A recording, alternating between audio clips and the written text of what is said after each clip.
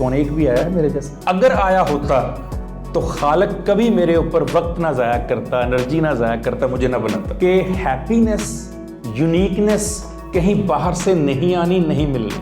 Time management is a myth, everything is self management. और हर बंदा इतनी जल्दी में है, लगता है पाकिस्तान बहुत तरक्की कर रहा है। अगर ये शख्स एक आध सेकंड लेट हो गया तो मुल्क को अरबों का नुकसान हो जाए। चेंज आनी है, आप उसको रोक नहीं सकते। First of all, why did I choose this topic? Whenever we attend any seminar or any session, तो पहला सवाल आता है why this topic? बहुत ही कम होते हैं रिसोर्स पर्सन जो बताते हैं कि ये टॉपिक क्यों या किस लिए रखा गया, इसकी ज़रूरत क्यों पेश आई। अगर ये टॉपिक ना पढ़ाता तो क्या मुझे तकलीफ़ थी, क्या मसला था मुझे। This is the only topic which is very near to my own soul. Why?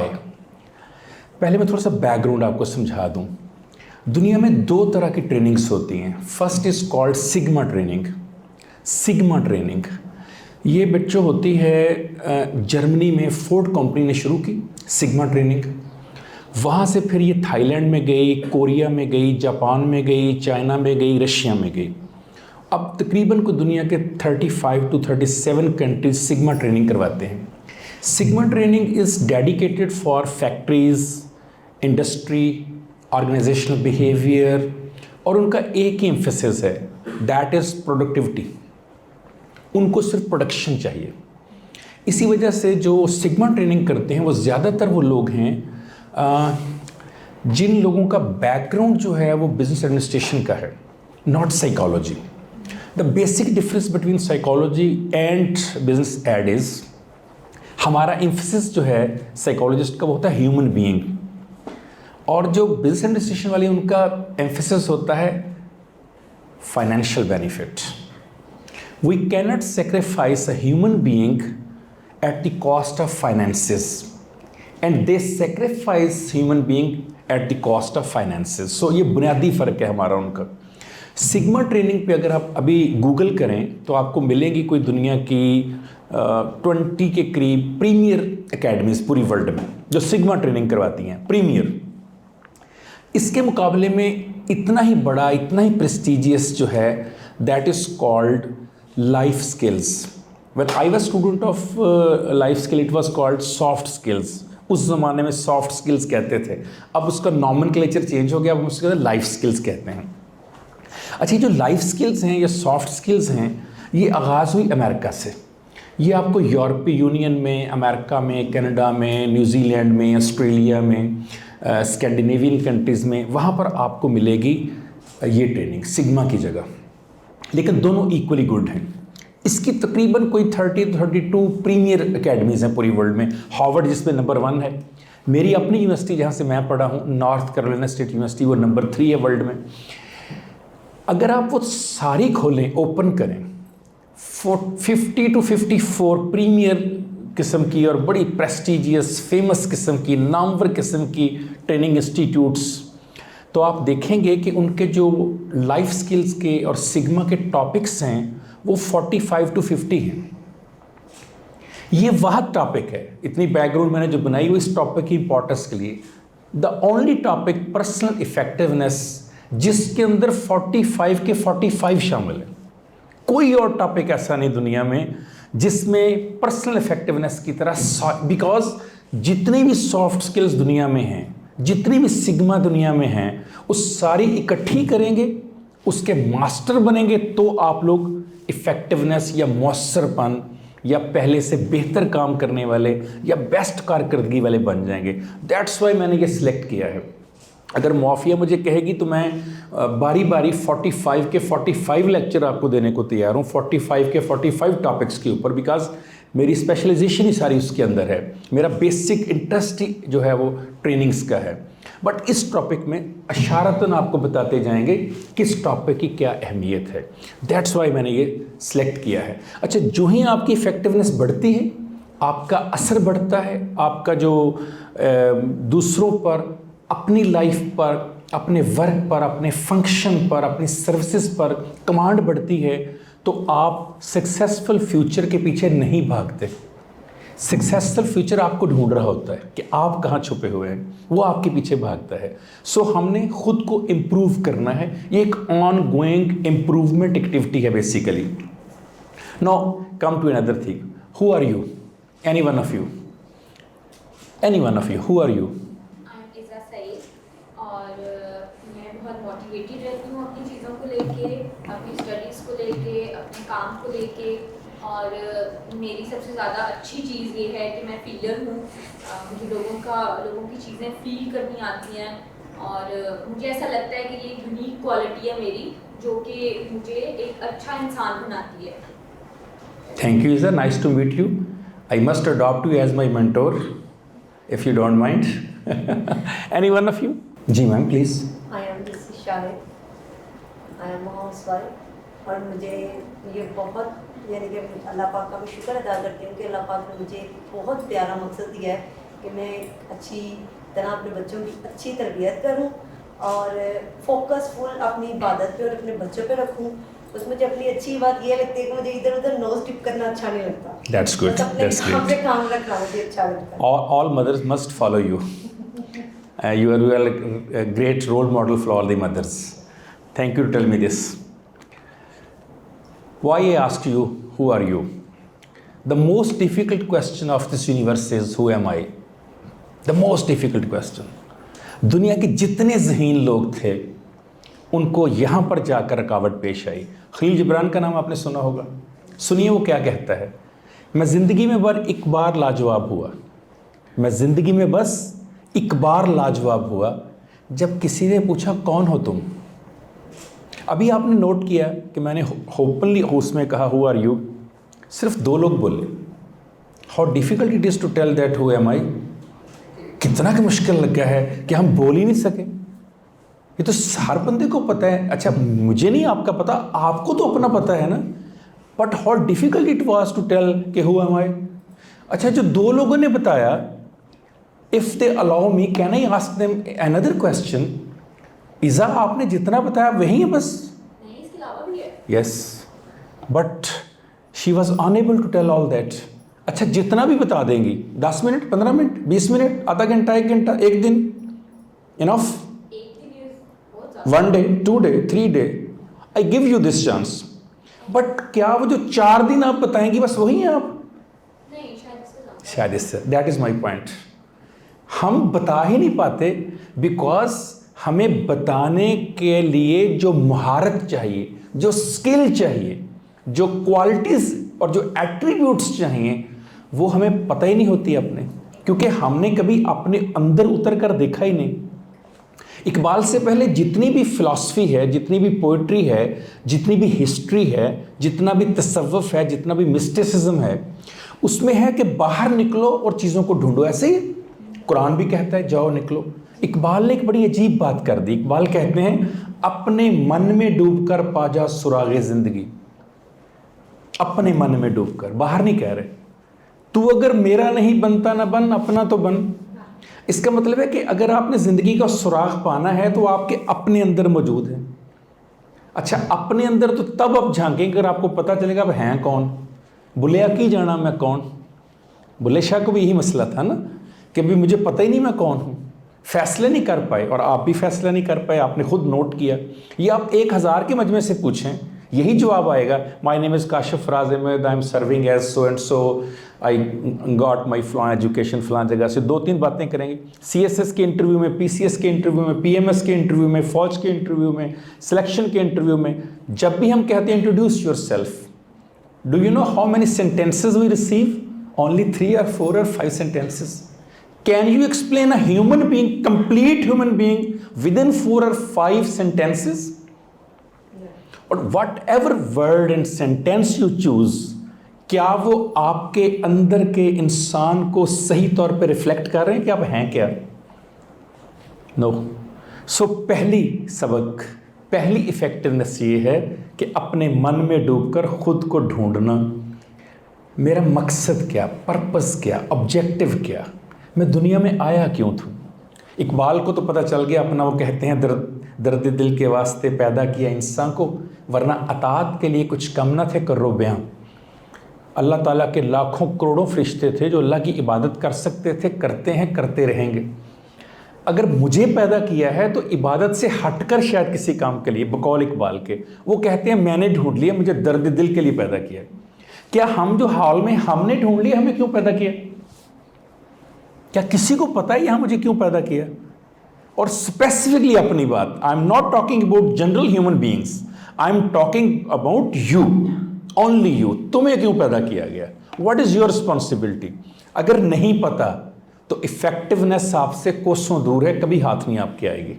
पहले ढूंढ लीजिए मैं क्यों आया दुनिया में और मेरे आने का मकसद क्या है। अब मैं एक मकसद रखने लगा हूं आपके सामने, देखिएगा कि वो क्या कहता है। The greatest thing in our life is that which makes ourself happy.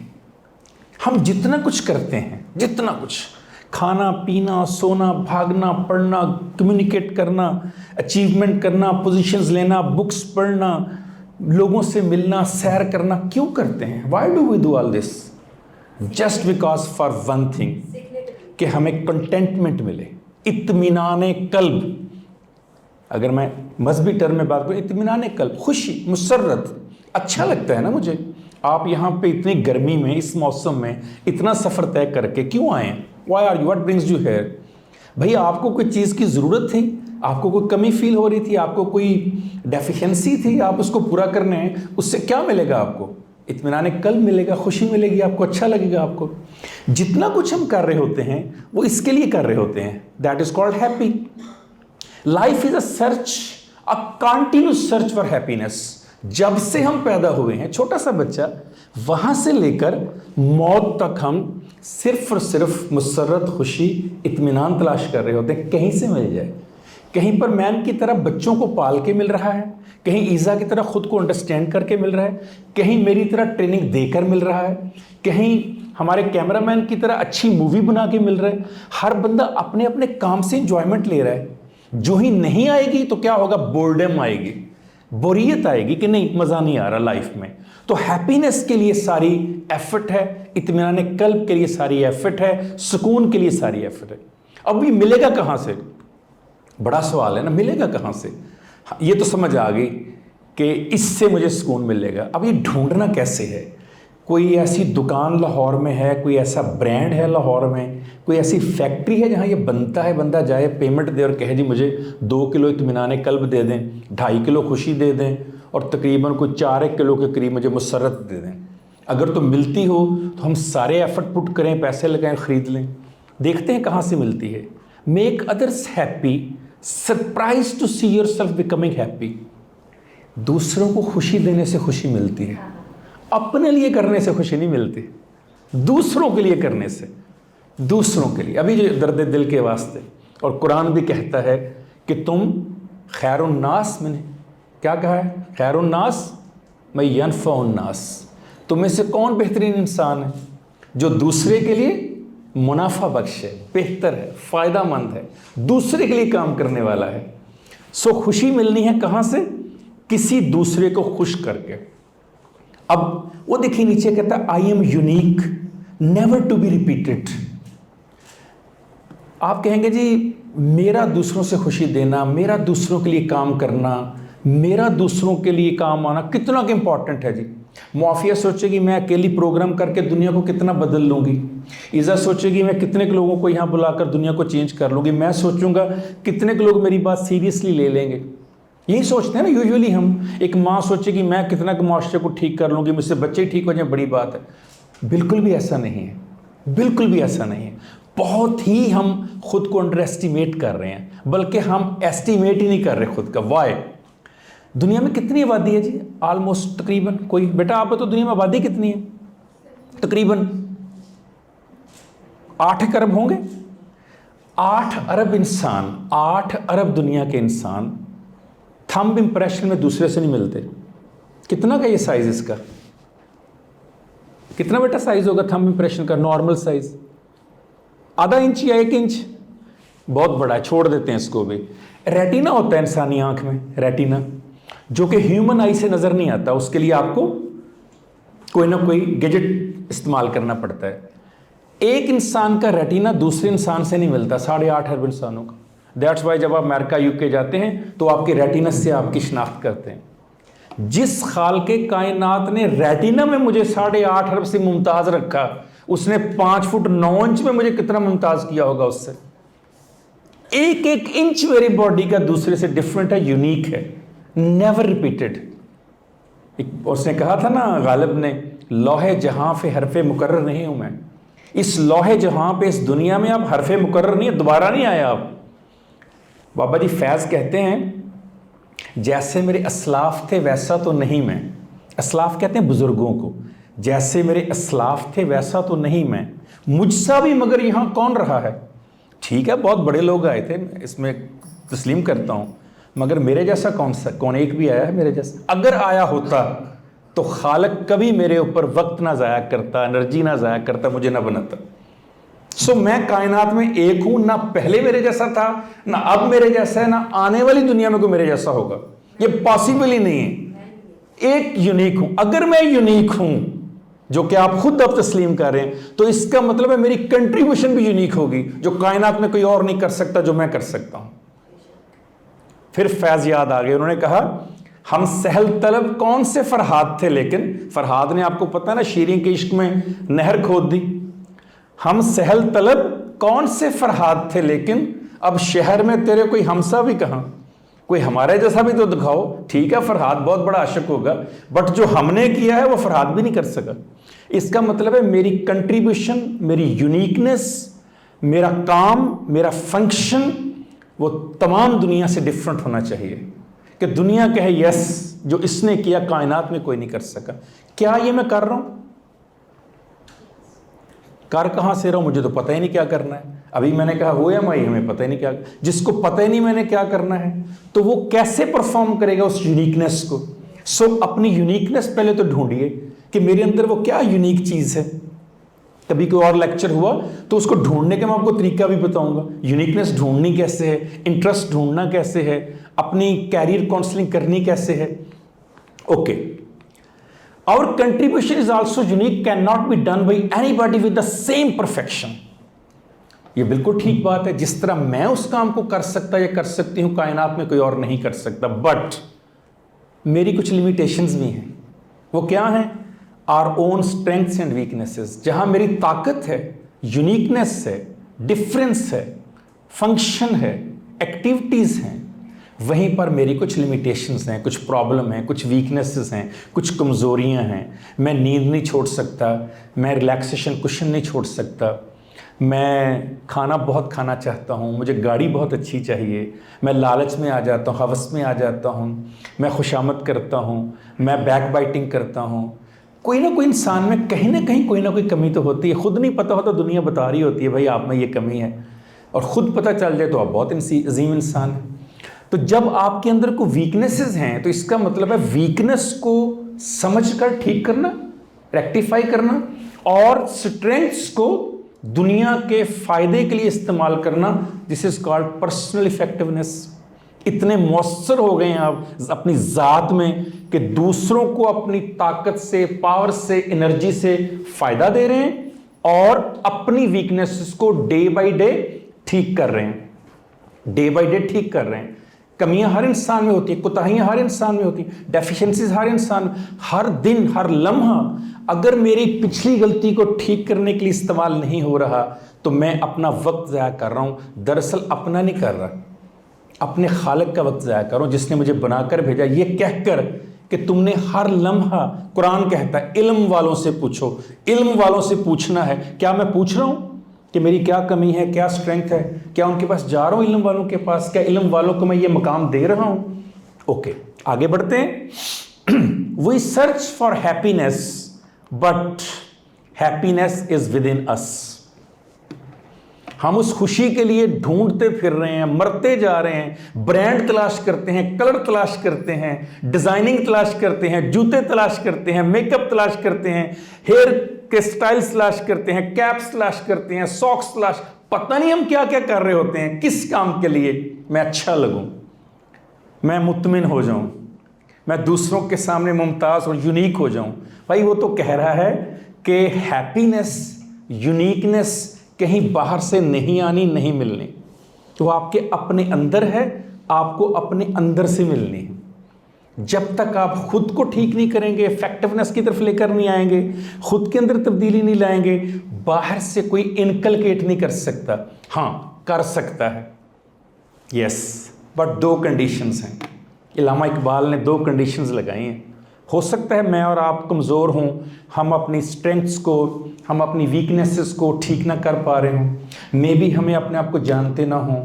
क्या कोई और सूरत भी है? मैं मेहनत ना करूं, मैं स्ट्रगल ना करूं, मैं डेडिकेशन ना रखूं, मेरे अंदर पैशन ना हो, इसके बावजूद मैं को मंजिल पा लूं? यस हैं, यस हैं, मगर वो इससे ज़्यादा मुश्किल है। कौन सी हैं? इकबाल बताते हैं। वो कहते हैं, ये फैज़ान नज़र था या कि मकतब की करामत थी, सिखाए किसने इस्माइल को आदाब फर्जंदी। अगर आदाब, हैप्पीनेस, कंटेंटमेंट हार्डवर्क से नहीं सीख सकते तो 2 रास्ते बता दिए। फैज़ान नज़र ले लें, किसी की नज़र का फैज़ान। अब किसकी नज़र का फैज़ान हो जाए तो मेहनत पीछे रह जाती है और आप आगे निकल जाते हैं। वो आपकी माँ और आपका बाप है। कायनात में उनसे बड़ा फैज़ान नज़र देने वाली हस्ती अल्लाह और अल्लाह के रसूल के बाद सिर्फ माँ और बाप है। अगर एक बार माँ और बाप दुआ दे दे आपको, पॉसिबल ही नहीं है कि आप कहीं के कहीं ना पहुंच जाएं। उसके बाद फिर सोसाइटी में जो बड़ा है आपकी फैमिली का, जो प्यार करने वाला है आपसे, जो आपको आगे बढ़ता देखना चाहता है, वो एक ही हस्ती बचती है, उस्ताद। ये फैज़ान नज़र या कि मकतब की करामत। उस्ताद वाहिद हस्ती है जो पूरी कायनात में चाहता है कि बच्चा मुझसे आगे निकल जाए। कोई चाचा, ताया, मामा, फूफा, खालू, साला, बहनोई नहीं चाहता, कोई नहीं चाहता। या वालिदैन का दिल करता है कि मेरा बेटा बेटी मुझसे आगे, या उस्ताद का दिल करता है मेरा बेटी मुझसे आगे। और एक जुमला बोला जाता है, प्लेयर हमेशा कोच से अच्छा खेलता है। If teacher is a coach then student is a player. तो प्लेयर जब अच्छा खेलता है, उस्ताद के लिए यही बड़ी खुशी का मुकाम होता है, मेरी बेटी, मेरा बेटा आगे पहुंच गया। कितने फ़ख्र से साथीज़ा कहते हैं, वो तो मेरा स्टूडेंट है। तो फैज़ान नज़र ले लें, मकतब की करामत उस्ताद ले लें, तो शायद आपको उतनी मेहनत ना करें। लेकिन ये काम मेहनत से भी ज़्यादा मुश्किल है। एक मौलाना हाली ने कहा था, जहाँ आराम होता है मीठी ज़ुबान से, मगर इसमें लगती है मेहनत ज़्यादा। ये ज़्यादा मेहनत तलब काम है। तो 3 बातें तय हुई। नंबर 1, मेहनत करे इंसान, फैज़ान नज़र ले ले इंसान, और मकतब की करामत, उस्ताद मान ले किसी को, सीख ले इल्म वाले से, तो इंसान पहुंच सकता है, जिसे हम पर्सनल इफेक्टिवनेस कहते हैं। अब हमें कौन कौन सी लाइफ स्किल्स चाहिए जो अगर आप अपने अंदर पैदा कर लें, या अगर आपके अंदर हैं तो उसको पॉलिश कर लें, पॉश कर लें, तो आप बहुत कुछ हासिल कर सकते हैं। The number 1 is communication and interpersonal skill. दुनिया का सबसे मुश्किल काम है अपना माफ़ी ज़मीर बयान करना, यानी अपने अंदर को कम्युनिकेट करना, दूसरे तक बात पहुंचाना। वाई देर एक नावल है नौजिया, रिटन बाय ज़ां पॉल सार्तर, 1964 का नोबेल प्राइज़ मिला। एग्जिस्टेंशलिस्ट है बेसिकली, वजूदी।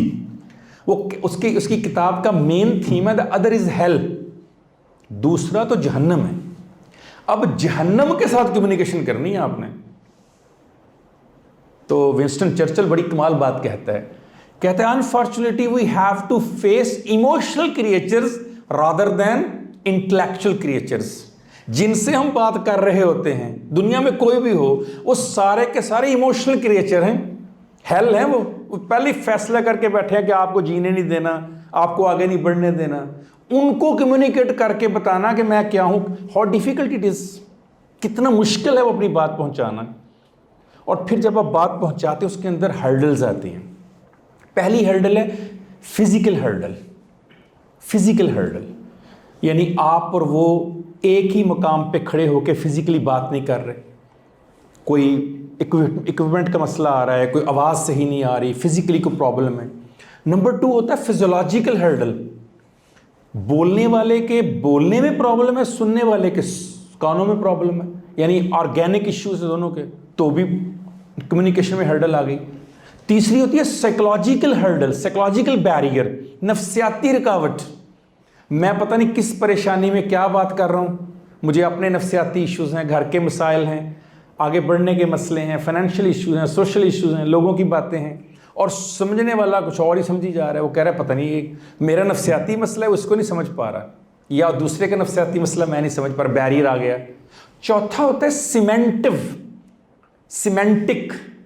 सिमेंटिक का मतलब है हम दुआ लिखते रहे, वो दगा पढ़ते रहे, एक ही नुक्ते ने महरम से मुजरम कर दिया। मैं कुछ कह रहा हूँ, वो कुछ समझ रहा है। दोनों की बात, यानी मैं जिस पस मंज़र में बात कर रहा हूँ, सुनने वाला उस पस मंज़र में नहीं सुन रहा, वो अपनी मर्जी से बात को समझ रहा है, वो अपना मतलब खुद निकाल रहा है। 4 बड़े बैरियर्स आ गए। जब तक आप चारों बैरियर्स को तोड़ेंगे नहीं, आप कभी अच्छी कम्युनिकेशन नहीं कर सकते। अब कम्युनिकेशन क्या है? You know that basically 2 types of communication, verbal and non verbal. Which one is more important? कितनी? अच्छा, 90% communication is non verbal communication, only 10% communication is verbal communication. अंदाजा लगाइए, आपके gestures, postures, eye ball contact, आपकी body, आपकी movements 90% important than what you say. क्यों? Sartre की autobiography पढ़िएगा, वर्ड्स नाम है उसका, वर्ड्स, बहुत छोटी सी 100-125 सफ़े की, अल्फाज के नाम से तर्जुमा भी हुआ उर्दू में। पहला जुमला सुनिए क्या कहता है। कहता है अल्फाज ख्यालात के इजहार के लिए नहीं बोले जाते, खुद को छुपाने के लिए बोले जाते हैं। Whatever we speak, whatever we communicate verbally, actually want to hide ourselves. झूठ बोल रहे होते हैं, खुद को छुपा रहे होते हैं, मेरी अंदर की असल बात किसी को पता ना चल जाए। इसका मतलब है जो 10% वर्बल है वो भी आधी से ज़्यादा गलत है, झूठ है, हाइड करने वाली है। इसका मतलब है मेन इश्यू है नॉन वर्बल कम्युनिकेशन में। और नॉन वर्बल कम्युनिकेशन में जो सबसे इंपॉर्टेंट है वो है eye ball to eye ball contact. अब सवाल ये इतनी वीक क्यों है हमारी, क्यों कम्युनिकेट नहीं कर पाए? उसका जवाब भी अल्लामा इकबाल देते हैं। मैं बार बार इकबाल की तरफ रेफर कर रहा हूँ बिकॉज वो आखिरी इंसान है जिसने इज्तिहाद की बात की, जिसने इस उम्मत को तब्दील करने की बात की। अनफॉर्चुनेटली ना उससे पहले 200-250 साल पहले कोई आया था, उससे पहले थे बहुत बड़े नाम, और उसके बाद तो अब तक कोई नहीं आया। सुनिए वो क्या कहते हैं। वो कहते हैं गला तो घोंट दिया अहले मदरसा ने तेरा, कहाँ से आए सदा ला इलाहा इल्लल्लाह। वो आंख में आंख डाल के बात करने की हिम्मत कहाँ से आए, तुम्हारा तो गला ही घोंटा हुआ है। किसने? सबसे पहले वालिदैन कहते हैं तू माँ है मेरी कि मैं मामा तेरी, मैं बाप हूँ तेरा या तू बाप है मेरा। पहले तो माँ बाप ने प्रेशर डाल दिया ना, तू बोल ही ना। अब जब ये जुमला सुनेगा कोई बच्चा तो चुप कर जाएगा बेचारा। जो ही चुप किया गला घुट गया उसका। अब वो स्कूल गया, उसने टीचर से सवाल किया, टीचर ने कहा उस्ताद मैं हूं कि तुम हो? बच्चा फिर चुप। अब आपने उसको मैट्रिक तक ऐसे माहौल में पढ़ाया, ऐसे घर में रखा जहां आपने बच्चे को बोलने नहीं दिया। फर्स्ट ईयर में आप कहते हैं तकरीरों के मुकाबले में नहीं जाता मेरा बच्चा। वो कैसे जाए भाई? तुमने 10 साल 15 साल उसकी तरबियत ये कि बोलना नहीं बोलना नहीं बोलना नहीं बोलना नहीं। अब कह रहे हो जी सवाल नहीं करता सवाल नहीं करता सवाल नहीं करता। जो ही आपके घर में, ये मैं बच्चों से क्वेश्चन कर रहा हूँ, बड़े तो इससे वो तो बहुत बड़े हैं, उनसे क्या पूछे बंदा।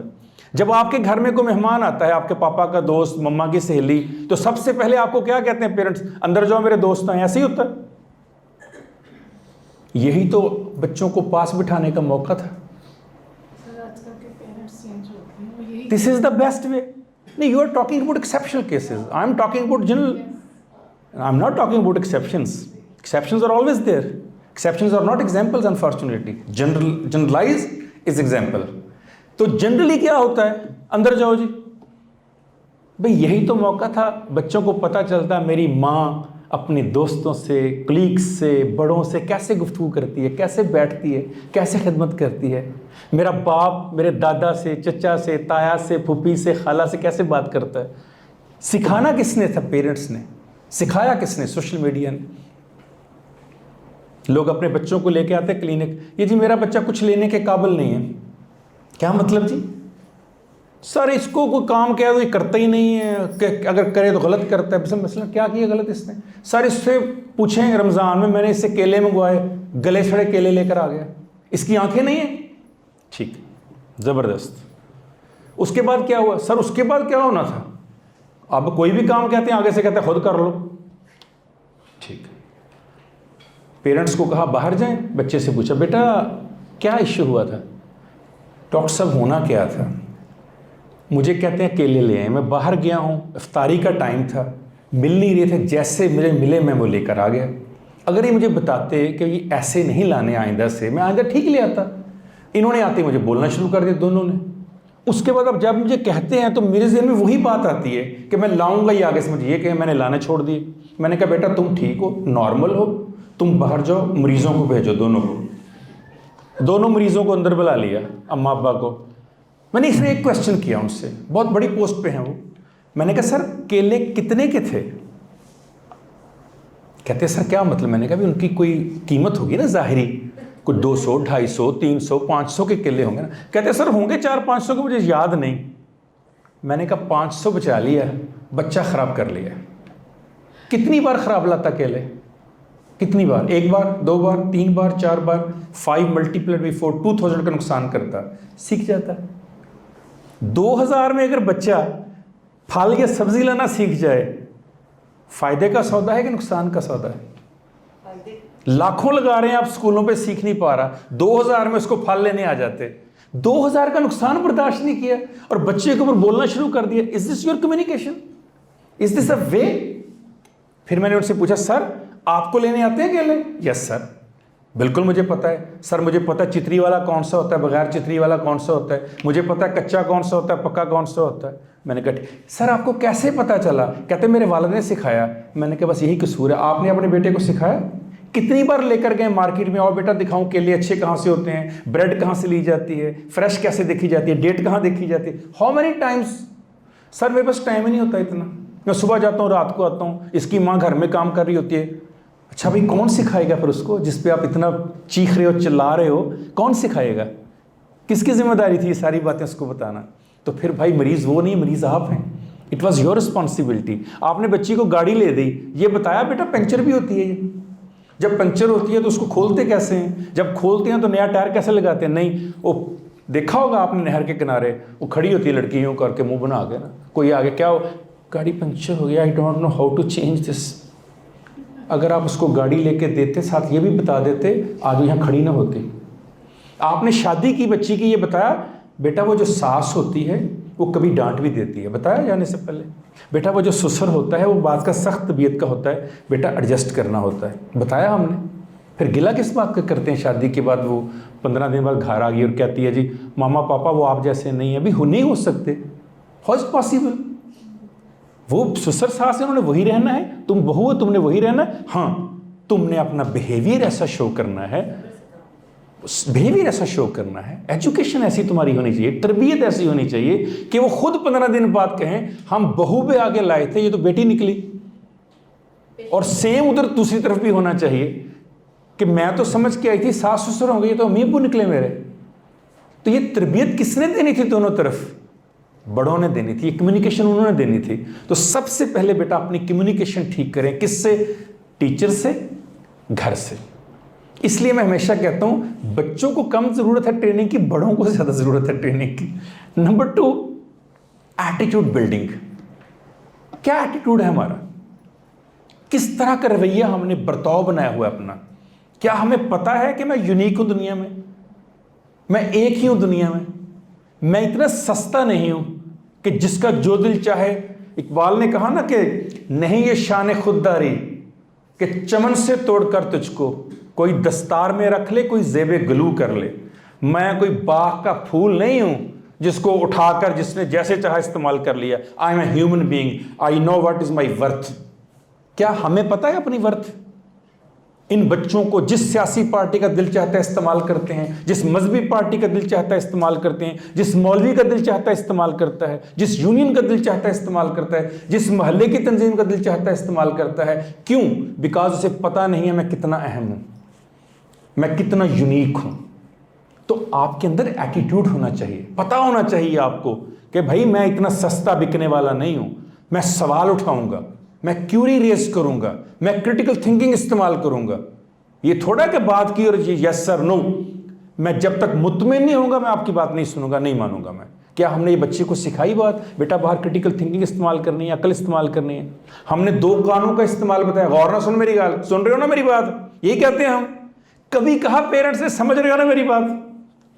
क्योंकि 2 कानों के बीच एक दिमाग है, ब्रेन। हमने कहा इधर से सुनो इधर से निकाल दो, बीच में उसे तकलीफ ना देना, वो बेचारा कहीं थक ही ना जाए ना सोचते। कहते बहुत पढ़ने के नाल दिमाग कमज़ोर हो, ये हमारी नानियाँ दादियाँ कहती थी, कहते दिमाग खुश्क हो जाता है और ज़्यादा इस्तेमाल नहीं करना चाहिए। नॉर्मल इंसान 0.0001% इस्तेमाल करता है पूरी ज़िंदगी में ब्रेन का। दुनिया में ऐसा ब्रेन जिसने इस्तेमाल किया वो आइंस्टाइन है। कितना किया पता है? कितना किया पता है अंदाज़न? ओहो 14 होता तो दुनिया बदल देता। और भी कुछ 1.9 से 2.2 के दरमियान कहीं इस्तेमाल किया सबसे ज़हीन इंसान ने। सोचिए मैं और आप कहाँ खड़े हैं। मतलब हम इसलिए नहीं करते ना कि हमें ट्रेनिंग नहीं दी कि ब्रेन इस्तेमाल करने की। 2 कानों के बीच में जो जगह थी उसका इस्तेमाल नहीं बताया गया। Number 3, decision making and critical thinking skill. Decision making घर में फैसले कौन करता है?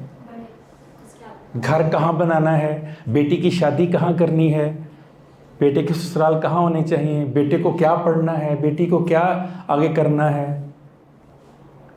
मैं ये नहीं कहता कि आप सारे डिसीजन उठा के बेटे बेटी को दे दें, बिठा तो सकते हैं पास, बिठा तो एक्सेप्शंस की बात नहीं कर रहा, प्लीज़ एक्सेप्शन ना बताइएगा जी हम करते हैं। आप बहुत अच्छे पेरेंट्स होंगे, मैं मेजॉरिटी की बात कर रहा हूँ। क्या आप बिठा भी नहीं सकते उनको, ताकि कल अगर आप, सारी ज़िंदगी तो नहीं रहना मैंने और आपने, कि हम लिखवा कर आए हैं कि हमारी उम्र जो है 500-500 साल होनी है, हमने नहीं मरना। कल कौन फैसले करेगा? यही मेरा बेटा, यही मेरी बेटी। मैं आज सिखा क्यों नहीं रहा उनको how to decide family issues, financial issues, social issues? क्यों नहीं बिठाता उनको पता चले जब ऐसा मसला हुआ था मेरी बहन की शादी का, बाबा ने कैसे डिसीजन लिया था, मम्मा ने कैसे डिसीजन लिया था। कौन सिखाएगा डिसीजन मेकिंग? कौन इफेक्टिवनेस देगा उनको? और जब जब वो डिसीजन लेते थे क्रिटिकल थिंकिंग स्किल से लेते थे, सवाल करते थे, देखते थे, ऑब्जर्व करते थे चीज़ों को। रिश्ता लेने गए, देखा इनका रवैया कैसा है, महल्ले में लोग इनको कितना अच्छा पसंद करते हैं, ये अपने मुलाजमों से कैसा सलूक कर रहे हैं, सफाई कैसी है। क्रिटिकल थिंकिंग थी। जब आप बच्ची को लेके जाएंगे वो सीखना शुरू कर देगा। ऐसे देखते हैं आइंदा वो ज़िंदगी में जब जब डिसीजन लेगा अच्छे डिसीजन लेगा, क्योंकि उसने अपने पेरेंट्स से, टीचर से सीखा होगा। क्या ये इफेक्टिवनेस हमने दी अपने बच्चों को? क्या हमने कभी मशवरतन भी बच्चों से कहा है कि बेटा गाड़ी लेनी कौन सी लें? डिस्कशन तो करें। वो कहेगा पापा फलां लें, नहीं यार उसमें ये मसला नहीं होता, अच्छा पापा फलां लें। सोचना शुरू कर दिया ना बच्चे ने, क्रिटिकल थिंकिंग आनी शुरू हो गई ना उसके अंदर। फैसला आपने किया हुआ है कौन सी लेनी है, लेकिन अब बच्चे को वहाँ ला रहे हैं समझा करके, बेटा ये फ़ायदे होते हैं, ये नुकसान, ये स्ट्रेंथ होती है, ये वीकनेस होती है। बेटा आज मस्जिद जाना है, इस रास्ते चलें, इस रास्ते चलें, पापा इधर से चलते हैं। क्यों बेटा? पूछो तो सही, उसने ये रास्ता क्यों चूज़ किया? क्रिटिकल थिंकिंग इस्तेमाल की या उसने देखा और कह दिया? जो ही आप क्वेश्चन करेंगे बच्चे के आगे, जो ही आप बच्चे के असम्पशंस रखेंगे, बच्चा सोचना शुरू कर देगा। जो ही सोचना शुरू करेगा डिसीजन मेकिंग अच्छी होना शुरू हो जाएगी। डिसीजन मेकिंग सीखें, ये बनी बनाई नहीं मिलती। मैं जजेस को पढ़ा रहा था, माफ़ी बड़ी मज़े की बात है, जुडिशल एकेडमी में सेशन जजेस की क्लासेस हो रही हैं। सेशन जजेस यानी 21-22 ग्रेड के होते हैं, उसके बाद सिर्फ हाई कोर्ट ही होता है। तो मैंने ऐसे हंसते हुए कहा कि जब आपकी फैमिलीज़ में, आपके गांव में, आपकी कॉलोनी में कोई डिसीजन होता होगा तो आपसे लोग करवाते होंगे आकर के, जज साहब हैं, इनसे अच्छा फैसला कौन कर सकता है। वो चुप सारे बैठे हुए ऐसे हॉल में। अगेन मैंने कहा शायद मैं अपना क्वेश्चन समझा नहीं पाया। मैं ये पूछना चाह रहा हूँ कि जब आपकी फैमिलीज़ में कोई लीगल इश्यूज़ आते हैं, सोशल इश्यूज़ आते हैं, इमोशनल इश्यूज़ आते हैं, कोई डिवोर्स का केस आ जाता है, लड़ाई होती है, तो डिसीजन आप ही देते होंगे ना फैमिलीज़ में कि जज हैं। तो एक जज साहब कहते हैं नहीं सर इतनी कहाँ किस्मत हमारी, हमारे पास कौन आता है। मैंने कहा व्हाट आर यू सेइंग? कहते सर हमारे गाँव में एक बुज़ुर्ग हैं, कोई 80-85 साल के हैं, लोग उनके पास जाते हैं मशवरे लेने। मैंने कहा यही चाह रहा था मैं आपसे पूछना, उनकी तालीम कितनी है? कहते सर तालीम तो उनकी कोई नहीं। मैंने कहा जज साहब कभी सोचा कि आपको छोड़ के 22वें ग्रेड के सेशन जज को एक अनपढ़ के पास वो क्यों गए हैं अपना फैसला लेकर? कहते सर आपकी बात सुन के आप सोच रहे हैं यही है कि रवायत बनी। मैंने कहा नहीं, people think and believe that those old man, old wise men are part of the solution, not part of the problem. And people think about you, you are part of the problem. And it is said that it's better to be part of the solution than part of the problem. आपके पास जब case आएगा ना, आपके पास case आएगा तो आप लड़के लड़की से पूछे क्या मसला हुआ, वो कहेगी जी मुझे ड्रामा नहीं देखने देता स्टार प्लस का, मुझे मोबाइल नहीं इस्तेमाल करने देता, मुझे टिकटॉक नहीं बनाने देता। ये 3 बातें सुन के वो हस्बैंड खड़ा होकर गालियाँ निकालनी शुरू कर देगा, लड़ाई बढ़ जाएगी। वो पता क्या करता है बुजुर्ग, कहता है चुप, दोनों चुप कर बैठ जाओ, बेटी तू घर चल, मैं तेरे को आवा कैसन कर, तू चल। उसे भेज देगा घर, मर्द से कहेगा पुत्र वो किसी दी धी है, किसी दी भैन है, मेरी भी धी लगती हो पुत्र, घर का ख्याल रखीदा, घर तोड़ीदा नहीं, उसे अलग समझाएगा। 2-4 दिन में घर गुजरते गुजरते बच्ची के दरवाज़ा नॉक करेगा, बेटी के सर पे प्यार देगा, बेटी तू मेरी बेटियों की तरह है, बेटी अपने खावन से अच्छा घर कोई नहीं होता, बेटा हर मसले मर्द में मसले होते हैं। मैंने कहा दोनों का घर बसना शुरू हो जाएगा। वो मसले पूछेगा ही नहीं, वो सल्यूशन करेगा। तुम लोग मसले पूछोगे अदालत में खड़े करके, कितना ड्रामा देखती है ये, कब देखती है ये, भाई यही तो लड़ाई घर में होती है, वही आपने अदालत में शुरू कर दी। तो सल्यूशन ओरिएंटेड होना है, डिसीजन मेकिंग है सल्यूशन, मसाइल के हल।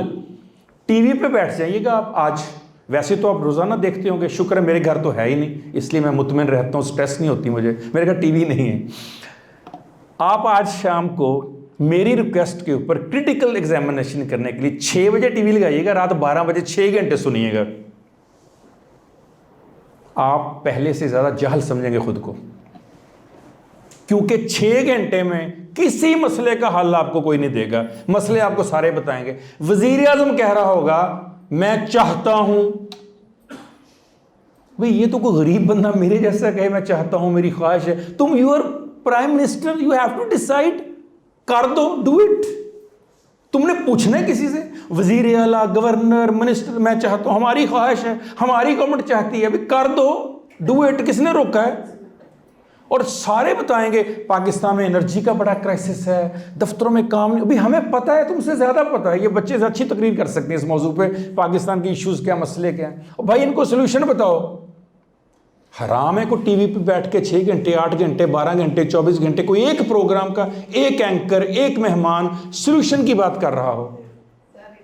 ये तो हमारा डिसीजन मेकिंग का हाल है, ये तो हमारी गुफ्तगू का हाल है। पर्सनल इफेक्टिवनेस हम बहुत बड़ी चाह रहे हैं। उसके बाद टाइम मैनेजमेंट। मैं पाकिस्तान आर्मी में था कैप्टन, तो मेरी ड्यूटी लगी हुई थी सियाचिन ग्लेशियर के ऊपर। मैंने वहाँ जाकर घड़ी देखी, 1 सेकंड के बाद ही आगे बढ़ती थी। 24 घंटे के दिन रात था। कनाडा गया, वो मुझे ले गए समंदर के तय के नीचे, कैफ़े बना हुआ है, वहाँ चाय पिलाने मेरी यूनिवर्सिटी वाले। वहाँ जाकर घड़ी देखी, 1 सेकंड के बाद टाइम आगे बढ़ता है। 24 आवर्स का डे एंड नाइट है। इसका मतलब है आसमान की बुलंदियों पे चले जाएं या समंदर की गहराई में, टाइम एक ही है सबके पास। टाइम में कोई फ़र्क नहीं है, वो यूरोप हो, अमेरिका हो, बिल गेट्स हो, मैं हूँ, आप हूँ। मैं पहले दिन क्लास में बैठा, डॉक्टर मार्था पढ़ा रही थी, रशियन है वो मेरी टीचर, टाइम मैनेजमेंट पढ़ा रही थी। आ कहती है time management is a myth. और हम पाकिस्तानी और इम्पेशेंट, मैंने हाथ खड़ा किया, मैं कहा मैम मैं ही आस्क यू क्वेश्चन, अभी स्टार्ट ही किया। उन्होंने कहा यस कैशफ, क्या if time management is a myth then what brings you here, why are you teaching us time management, why are you teaching us a myth, not the facts. You are so impassioned, Mr. Kashif. I have not completed my sentence. Time management is a myth because everything is self-management, not the time management. ये तो manage नहीं होगा। मैंने आज इतनी कोशिश की, इतनी दुआएं की, अल्लाह मैं बहुत सारी बातें करना चाहता है। मौफी ने एक प्रोग्राम रखा है, वो मेरी नहीं सुन रहा कुलाग, वो 3:32 बजा रहा है, वो कह रहा है time is short. How can I manage that time? How can I manage that clock? No, I can't. No one in this universe can manage time. But I can manage myself according to the need and requirement of the time. उसके मुताबिक, उसकी requirement के मुताबिक मुझे खुद को manage करना है। क्या मुझे आज तक किसी ने बताया या आपको बताया कि टाइम मैनेजमेंट सेल्फ मैनेजमेंट होती है? मुझे खुद को मैनेज करना होता है। जवाब क्या मिलेगा? वक्त नहीं होता हमारे पास, यही जवाब मिलता है ना। पढ़ते नहीं, वक्त नहीं मिलता, मिलते नहीं, वक्त नहीं मिलता, पुराने दोस्तों को वक्त नहीं मिलता, पुराने घर गए वक्त नहीं मिलता, दादी से नहीं वक्त नहीं मिलता। ओ भाई वक्त तो 24 आवर्स मिल रहा है, तुमने मैनेज करना था, तुमने अपना वो रिलैक्सेशन छोड़नी थी ना, वो छोड़ना नहीं चाहते, वक्त पे रह, वक्त नहीं मिलता, वक्त ही ऐसा आ गया, वक्त। ओ भाई वक्त पहले भी यही था, अब भी यही है, इसने आइंदा भी वही रहना है, इसने कोई तब्दील नहीं होना, तब्दील आपने होना है। जिस तरह से हो जाएंगे आप पर्सनल इफेक्टिवनेस की हाइट्स पर पहुंच जाएंगे। The next is stress management. Stress can be defined as are mental, physical, emotional and behavioral reactions towards a perceived demand or threat from environment or from within yourself। 4 चीजें मैंने बोली हैं, 4 चीजों का रिएक्शन है स्ट्रेस। पहली कौन है? Mental reaction. जो ही आपकी बात सोचते हैं आपका माइंड रिपेल करता है, रिएक्ट करता है। मसलन आपके दिमाग में आया कि सुबह मेरा पेपर है, जो ही आपके माइंड में आया तो साथ ही आपको स्ट्रेस इसलिए हो गई कि mentally you are not prepare for tomorrow's test. ये जो बुजुर्ग एक खास उम्र में पहुंच के मौत से डरना शुरू हो जाते हैं, कभी तज्जिया किया माफिया आप लोगों ने इसका? मौत से क्यों डरते हैं? आप और मैं तो इस वक्त नहीं डर रहे, एक खास एज में पहुंचकर कुछ डरना शुरू, इसलिए कि they are not mentally prepare to meet their creator. They feel that we are deficiencies in our personality, in our life, whatever we have already spent। अगर किसी को इत्मीनान हो कि मेरी ऐसी नहीं गुजरी, उसे क्या मसला है गॉड से मिलने में? खुशी से जाना चाहिए, जिसने बनाया आज उससे मुलाकात हो रही है। लेकिन हम इसलिए खौफजदा है because we are not prepared. हम सोचते रहे एक वक्त आएगा जब इबादत करके मना लूंगा, वो वक्त तो उस वक्त आया जब आपने मनाया नहीं। सुनिए वासिफ साहब क्या कहते हैं, मौत की आखिरी हिचकी को जरा गौर से सुन, मौत की आखिरी हिचकी को जरा गौर से सुन, सारी हस्ती का फसाना इसी आवाज में है। लग जाएगा पता आपको कैसी गुजरी है आपकी। अगर अब नहीं ना पता चला तो उस हिचकी पे जाके पता चल जाएगा, पूरी तस्वीर आपके सामने आएगी और वो परेशान होंगे, वो स्ट्रेस का शिकार होंगे जिनकी नहीं गुजरी होगी, जिनको लगता होगा कमी रह गई। सादा सी बात है। पहली बात की मेंटल। नंबर 2, जो ही आपका जहन किसी बात को सोचता है वो ट्रांसफॉर्म करता है आपके फिजिकल फिनोमेनाज में, जिस्म के अंदर जाता है आपका जहन। कहते हैं 90% life is what you think, 10% life is what you do. फौज में हम थे तो हमें ट्रेनिंग दी जाती काकूल में, सुनिए क्या है। A soldier 90% wins a battle on the table, 10% stamped in the battle field. एक फौजी 90% जंग मेज पर जीतता है। कब?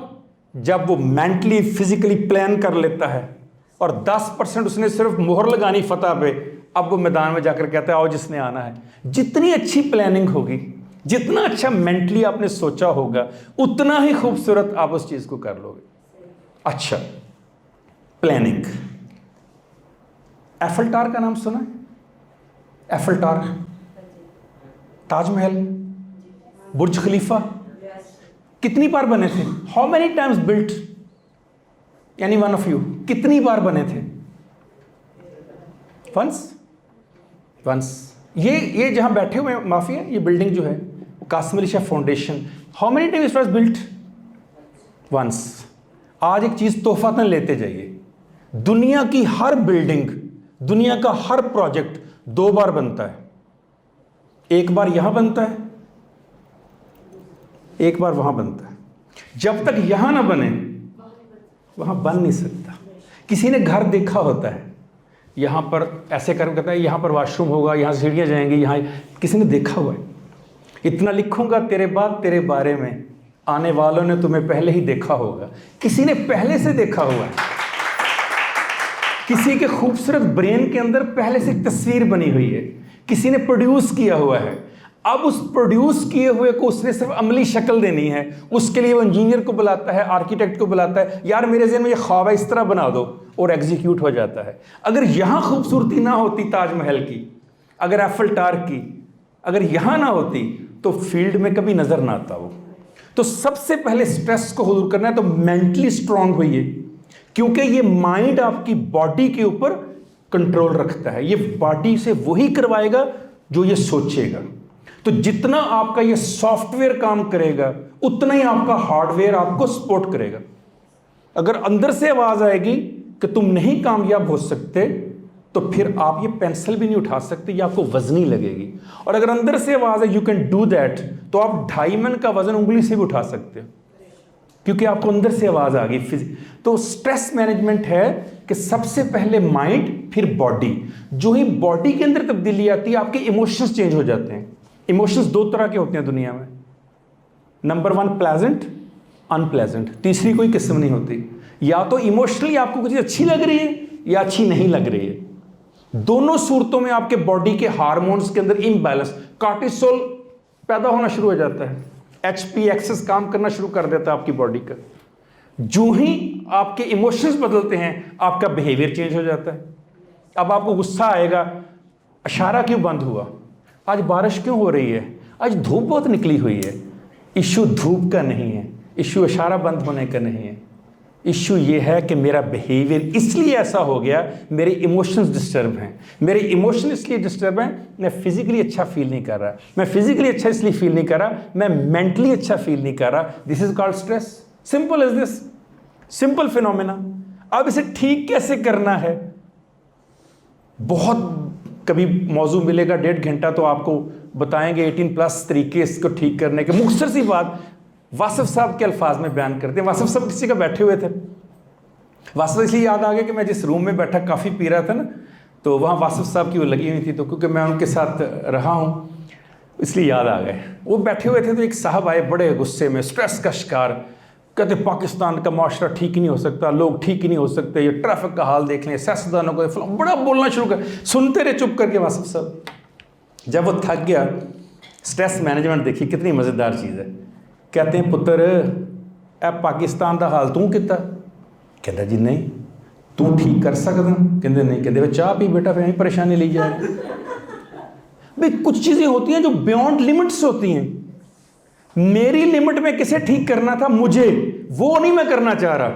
किसे करना चाह रहा हूं? पूरे सोसाइटी। लाहौर ठीक हो जाए, पंजाब ठीक हो जाए, पाकिस्तान ठीक हो जाए। मैं सैर पे जाऊं तो नारायण, कगान, गिलगित सारे ठीक हो जाएं, एक ना ठीक हो वो मैं हूं। मैं ठीक ना हूं, मैं रैपर फेंकूं सैफुल मुलूक झील पे तो ठीक है, कोई और फेंके कितना गंद है। अच्छा भाई अगर है तो उठा दो, है ना, उठा दो, पार्ट ऑफ सोल्यूशन बनो, पार्ट ऑफ प्रॉब्लम क्यों बन रहे हो? सो स्ट्रेस को मैनेज करने के लिए पहले तो फैसला करें क्या ये मेरे बस में है, ये मेरा प्रीव्यू है, ये मेरी लिमिटेशंस के अंदर आता है। क्या खूबसूरत कहा मियाँ मोहम्मद बख्श साहब ने, माली दा कम पानी देना पर मशकां पावे, मालक दा कम फल फुल लाना लावे या ना लावे। Is it your responsibility to get the fruit? ये खालिक का काम है। तो जब आप नौज बिल्ला ये कहते हो मेरी पसंद का मुझे क्यों नहीं फ्रूट मिला, तो क्या आपने अपने अंदर एक फिरौन और नमरूद नहीं पाला हुआ जो कहता है कायनात मेरी मर्जी से चले? नहीं चल सकती, चलाने दे उसको जो कायनात का मालिक है। शाकर शुजाबादी का नाम सुना होगा, सराइकी के बहुत बड़े शायर। कहते हैं दुआ शाकर तू मंगी रख, दुआ जाने खुदा जाने। और जब मांग ली खुदा से, रब से, अब रिस्पॉन्सिबिलिटी किसकी हो गई? तो फिर तुम क्यों परेशान हो? क्या वो तुम उससे ज्यादा रिस्पॉन्सिबल हो? नौज बिल्ला।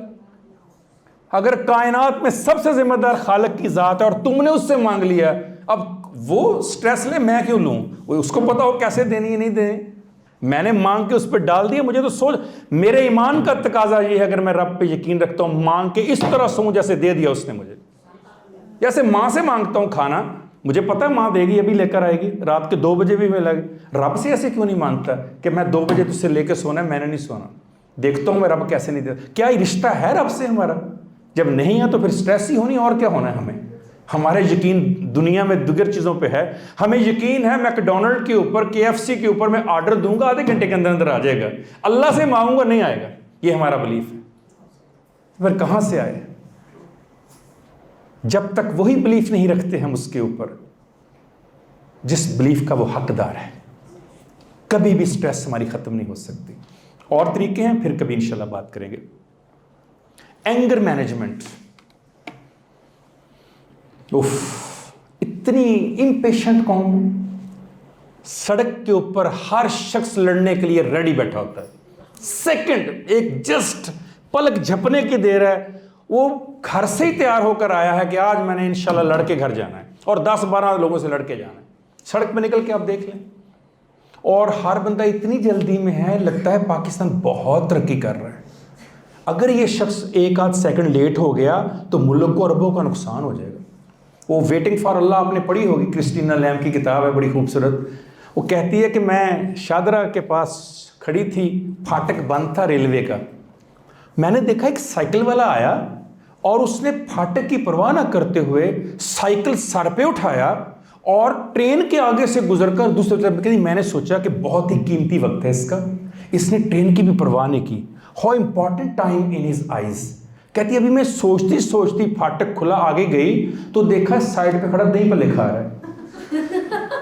कहते मैंने गाड़ी रुकवा के ड्राइवर से कहा, इससे पूछो इसने अपनी जान की परवाह नहीं की, फाटक के ऊपर ट्रेन के आगे साइकिल सर पे रख के आ गया, क्यों? उसने जाके इंटरप्रेटर ने पूछा पंजाबी में, वो कहता नहीं हुण खड़े रहिए ट्रेन के इंतजार से, एडे वेले हैं। जिन्हें पौना घंटा लगा के दही भल्ले खाए हैं, उसे लगता है अगर 1 सेकंड ट्रेन में लेट हो गया तो मैं इतना फारग हूं दुनिया में। ये हमारी कौम का हाल हो चुका है, इतने इम्पेशेंट हैं। मैंने 5 साल में नॉर्थ कैरोलिना स्टेट यूनिवर्सिटी में 5 दफ़ा पूरे शहर में हॉर्न की आवाज़ सुनी होगी, 5 दफ़ा। ये भी मैं बहुत अजाफी कह रहा हूँ, शायद इतनी भी ना हो। यहां सिर्फ मेरा हमसाया रात को 50 बार हॉर्न ना दे, उसका घर का दरवाज़ा नहीं खुलता। ये हमारी इम्पेशेंस का हाल है। वहां एक जो है ना, वो बतख जो है ना, वो आ जाए ना सड़क पे, या एक परिंदा या कुत्ता या बिल्ली सड़क पे आ जाए, डक आ जाए सड़क पे, 1.5 किलोमीटर ट्रैफिक रुक जाती है। 1.5 किलोमीटर पीछे खड़ा हॉर्न नहीं देता कि जो आगे खड़े हैं ये बेवकूफ नहीं है, कोई मसला हुआ होगा। यहां अगली गाड़ी खड़ी हो और पिछली वाला हॉर्न पे हाथ रख लेता है, फिर अगली वाला उतर के आता है, कहता है जी गड्डी कड्डो, हॉर्न में बजा देना। तो यही कहना उसने बेचारे ने।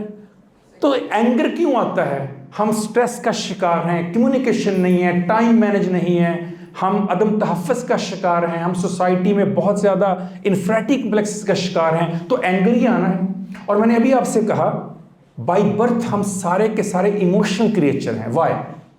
साइंटिफिकली प्रूव करता हूं मैं अभी इसको। इंसानी ब्रेन के 2 पार्ट होते हैं, राइट हेमोस्फीयर, लेफ्ट हेमोस्फीयर, दायां निसफ कुर्रा, बायां निसफ कुर्रा। जब भी कोई इंफॉर्मेशन आती है, स्टिमुलस आता है, इंटरनल और external, what ever type is, 5 हिस्से होती है ना, 5 सेंसेस, 5 मोडालिटीज। तो आप देखें, सुने, चखें, महसूस करें या सूंघें, 5 इंफॉर्मेशन जो ही आती है तो कुदरत का एक असूल है कि राइट हेमोस्फीयर में आती हैं। राइट हेमोस्फीयर कुदरत का असूल है। राइट हेमोस्फीयर किसको डील करता है? इमोशंस को, सब्जेक्टिव अप्रोच को। तो हर शख्स बाय बर्थ इमोशनल है।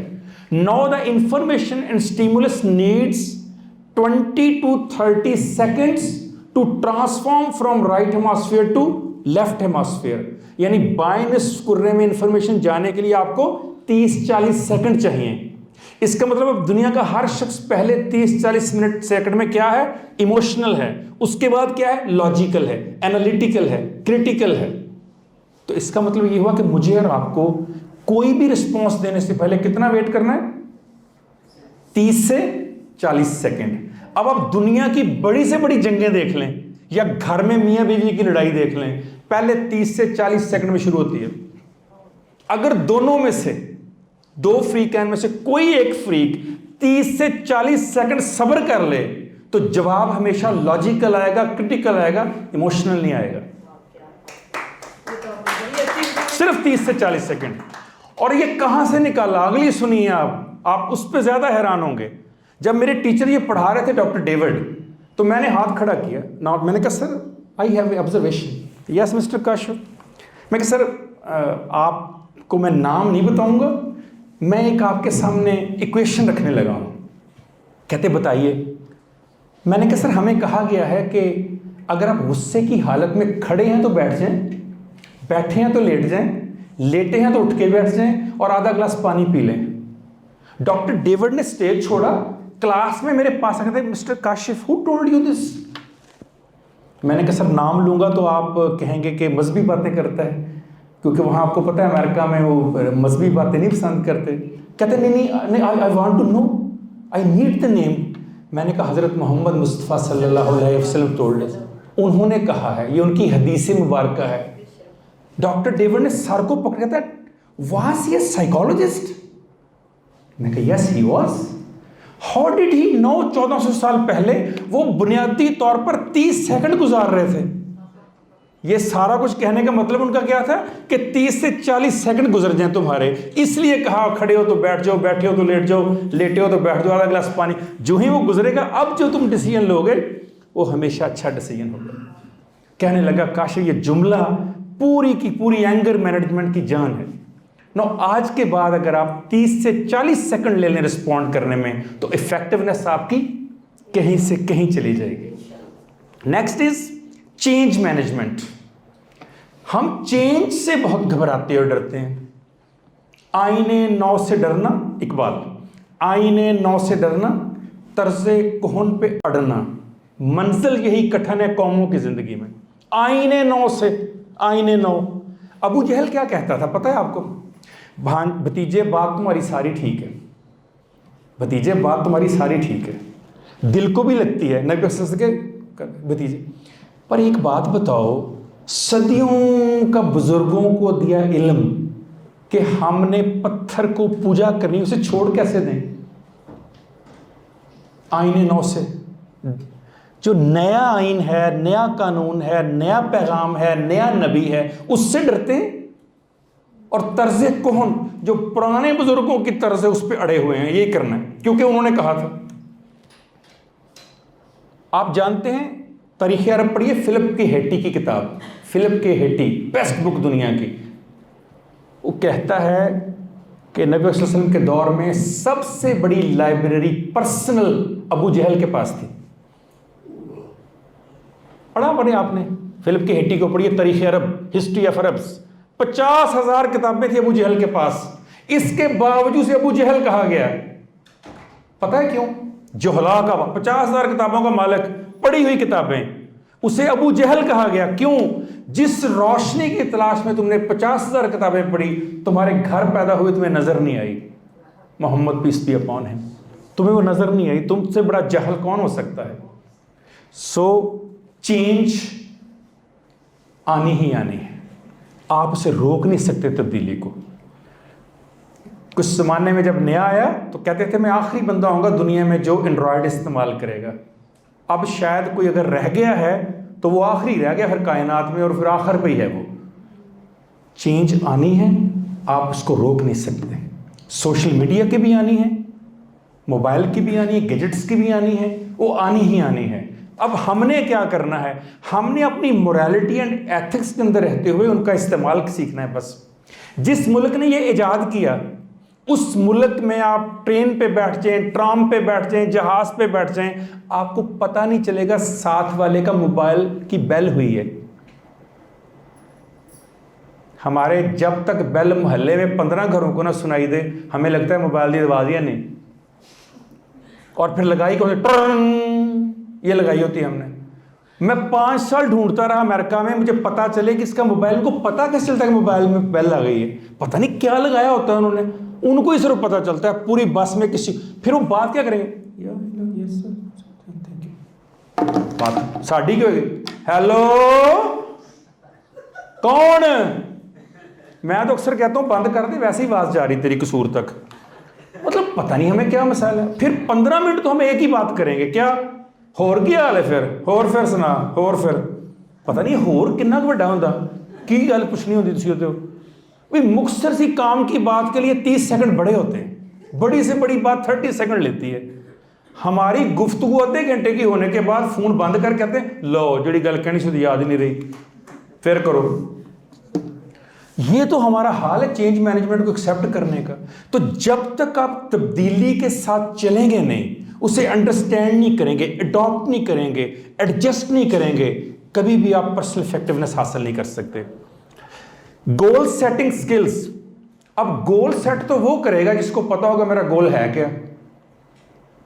अभी पूछ के देखें आप बच्चों से, एफएससी एक अच्छी क्लास है जिसके बाद फैसला होना होता है डॉक्टर बनना है, इंजीनियर बनना है, ठीक है। ग्रेजुएशन बीएस एक अच्छी क्लास है, डॉक्टर इंजीनियर एक अच्छी क्लास है। आप आज किसी डॉक्टर इंजीनियर से पूछिए मेडिकल कॉलेज में जाकर या यूनिवर्सिटी ऑफ इंजीनियरिंग के क्या प्रोग्राम में आ गए, वो कहेगा सोचिया नहीं अजय भाई, एमबीबीएस भी कर लिया, इंजीनियरिंग भी कर लिया, अभी भी नहीं सोचा। क्यों? क्योंकि गोल सेटिंग का किसी ने बताया ही नहीं, जिधर को हवा ले चली उधर कर लेंगे। यहां आर्टिस्ट जो हैं, आर्टिस्ट जिसने बनना था वो हॉस्पिटल में मरीज चेक कर रहे हैं, जिन्होंने मरीज चेक करने थे वो पागल बन के पागलखाने दाखिल हो चुके हैं। यहां जिसने जो करना था वो कर ही नहीं रहा, जिसने जो नहीं करना था वो कर रहा है इस मुल्क में, इसलिए कि गोल सेटिंग स्किल ही कोई नहीं है। फैसला, डिसीजन लेना कि मैंने ये करना है और मैंने ये करके दिखाना है आपको। कैसे सेट करने हैं गोल, कैसे अचीव करने हैं, 4 वर्ड है इसमें, GOAL, G for go, whatever the condition is. Goal की पहली कि जो मर्जी हो जाए चलते रहिए। O1 at a time you only set 1 goal. A alone, you are the only person who can get that, आपको अलोन उसे हासिल करना है। L लाइन, शेर जब आप देखिएगा नेशनल ज्योग्राफिक चैनल, शेर जब देखता है ना अपने शिकार को तो एक शिकार को फोकस कर लेता है। अब उसे 1.5 घंटा लगे उसके पीछे, उससे कमजोर शिकार उसके पंजे के नीचे हों, फोकस्ड, जिसको एक दफा कर लिया उसी को मार के खाएगा। गोल 4 लफ्जों का, GOAL। तो जब तक आप गो नहीं करते, जब तक आप एक वक्त में एक नहीं अपना गोल सेट करते, जब तक आप अपने ऊपर एतमाद नहीं करते और जब लाइन की तरफ फोकस नहीं होते, you can not set a goal and achievement तो खैर बहुत दूर की बात है। टीम वर्क, कोलैबोरेशन स्किल्स, ये मैं कहीं से निकल जाए ना। Siddharth, Mahatma Buddha, someone asked him, sir, I want happiness. Mahatma Buddha replied, remove I. It reflects ego. Remove wants. It reflects unfulfilled wishes. मैं उर्दू तर्जमा करता हूं, मैं खुशी चाहता हूं। मैंने स्टार्ट किया था हैप्पीनेस से, आई वॉन्ट हैप्पीनेस, मैं खुशी चाहता हूं। महात्मा बुद्ध ने जवाब दिया, मैं निकाल दो, इसके अंदर अना है। वांट्स निकाल दो, इसके अंदर नजायज ख्वाहिशें हैं, पीछे क्या बचा?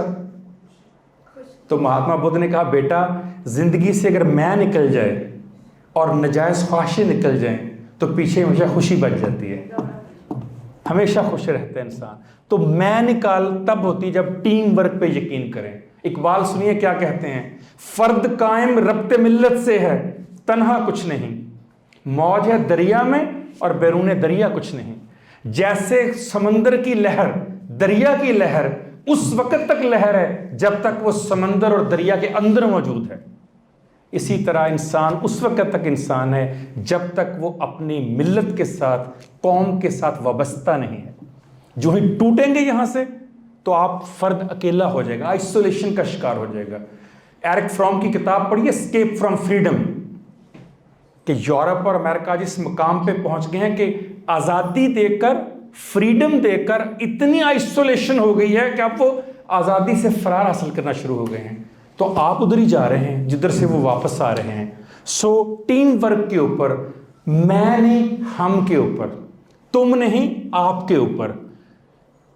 आखिरी जुमला वासिफ अली वासिफ साहब का ही। मैंने एक दिन पूछा, मैं क्या बाबा जी ये जन्नत क्या होती है? कहने लगे क्या हुआ? मैंने कहा जी इल्लामा इकबाल का पहला reconstruction of religious thought in Islam, जो उनकी किताब है, 6 उनके जो लेक्चर है, उनका पहला लेक्चर पढ़ बैठा हूँ। तो 22वें सफ़े के ऊपर इल्लामा इकबाल कहते हैं जन्नत के कंसेप्ट ही जो है वो मतलब उस तरह नहीं है जैसे हमें बताया गया, वो सिंबॉलिक सा कह रहे हैं। हंस पड़े, सुनिए क्या डेफिनेशन दी जन्नत की, मुझे तो ज़िंदगी में आज तक किसी ने नहीं दी इतनी अच्छी डेफिनेशन। कहने लगे बेटा जन्नत सब की खुशी का नाम है, जन्नत सब की खुशी का नाम है। जिस जगह अपने अलावा कोई ना हो वो दोज़ख से भी बदतर है। टीम वर्क इज़ अ जन्नत, अगर आप जन्नत लेना चाहते हैं, दूसरों की तारीफ कीजिए, दूसरों को खुश कीजिए, खुद ब खुद आपके अंदर ये क्वालिटीज़ आना शुरू हो जाएंगी जिनको हम पर्सनल इफेक्टिवनेस कहते हैं। और आखिरी चीज़, फिर आपको जब ये चीज़ें आएंगी तो लीडरशिप क्वालिटी आएगी आपके अंदर। अब आप लोगों को कहेंगे नहीं कि मेरे फॉलोअर बने, फॉलोअर ढूंढ ढूंढ के आपके पीछे खड़े हो जाएंगे, आकर हाथ बांध कर खड़े होना शुरू हो जाएंगे। आप खुद लीडरशिप क्वालिटीज़ के मालिक बन जाएंगे।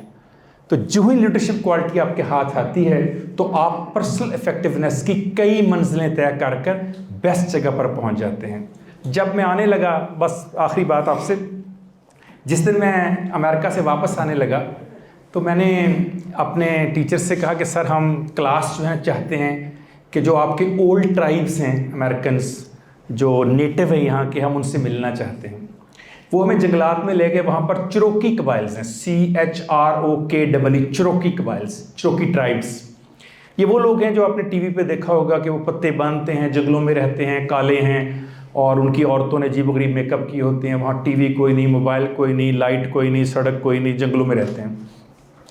तो उनके जो चीफ थे, मैंने उनसे कहा कि सर मैं पाकिस्तान से आया हूँ, तो आपसे कोई आपकी यहाँ की कहानी या बात या कोई नसीहत लेना चाहता हूँ जो मैं अपने मुल्क में इस्तेमाल। बिल्कुल अनपढ़ आदमी था वो।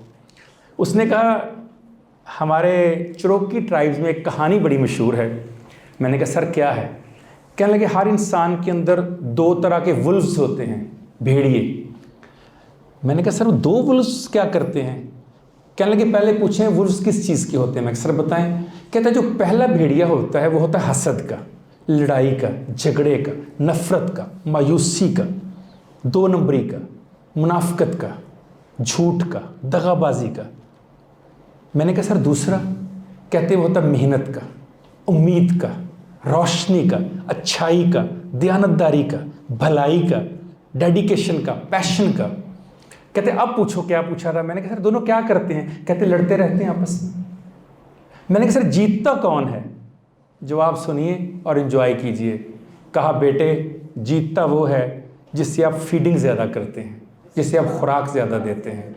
अब ये आप पे ऊपर डिपेंड करता है आप अपने अंदर के किस इंसान को फीडिंग करना चाहते हैं, पर्सनल इफेक्टिवनेस वाले को या जो पर्सनल इफेक्ट बहुत दूर है। वमा अलैना इल्लल बलाग। Thank you very much.